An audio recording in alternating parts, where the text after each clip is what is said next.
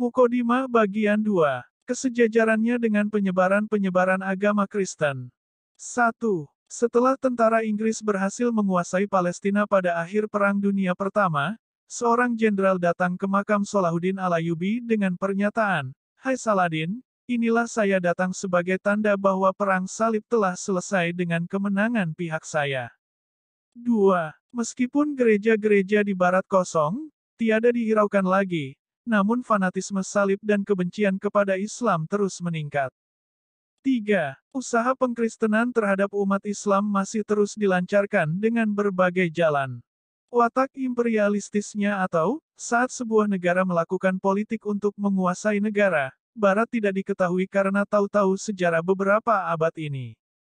1. Negara-negara Barat telah menjajah daerah-daerah timur, yang merupakan gudang rempah-rempah, memburu kejayaan atau kekuasaan, serta menyebarkan ajaran Kristen dan Katolik. 2. Hasil dari modernisme mereka di bidang teknik dan industri menimbulkan akibat kebutuhan mereka kepada bahan-bahan mentah untuk diolah di pabrik-pabrik mereka, kemudian kebutuhan mereka kepada pasar tempat penjualan produksi pabrik-pabrik itu. 3. Ajaran agama Kristen atau Katolik yang pada hakikat tinggal, fanatisme-nya saja, tidak mampu mengendalikan kerakusan mereka.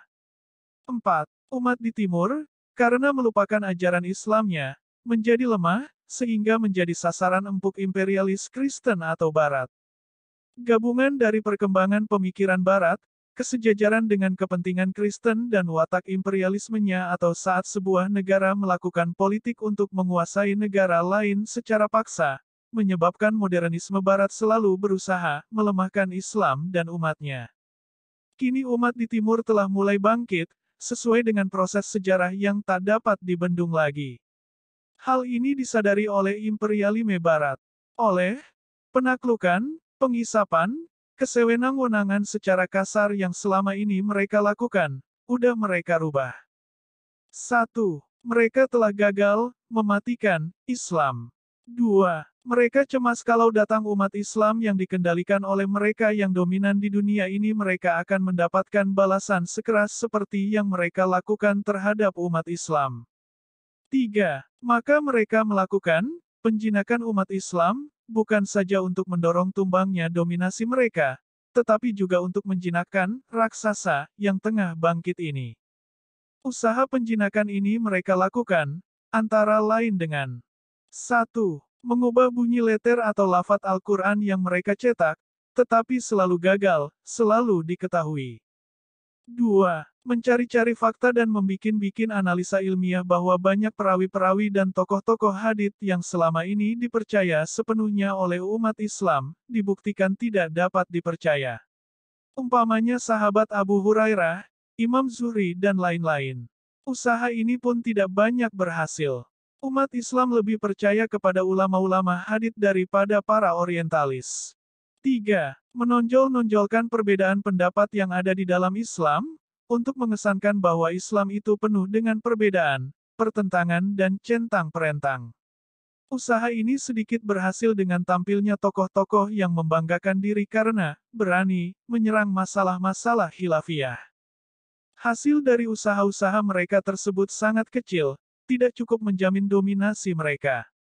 Maka, proyek-proyek raksasa mereka dikerjakan dengan strategi baru. 1. Menimbulkan penafsiran-penafsiran lain terhadap ajaran Islam di bidang-bidang yang dapat mempercepat kebangkitan umat Islam terutama ajaran jihad dan loyalitas kepada pemerintah. 2. Penafsiran lain, ini haruslah dilakukan oleh orang Islam, atas nama Islam, untuk menghancurkan Islam dari dalam.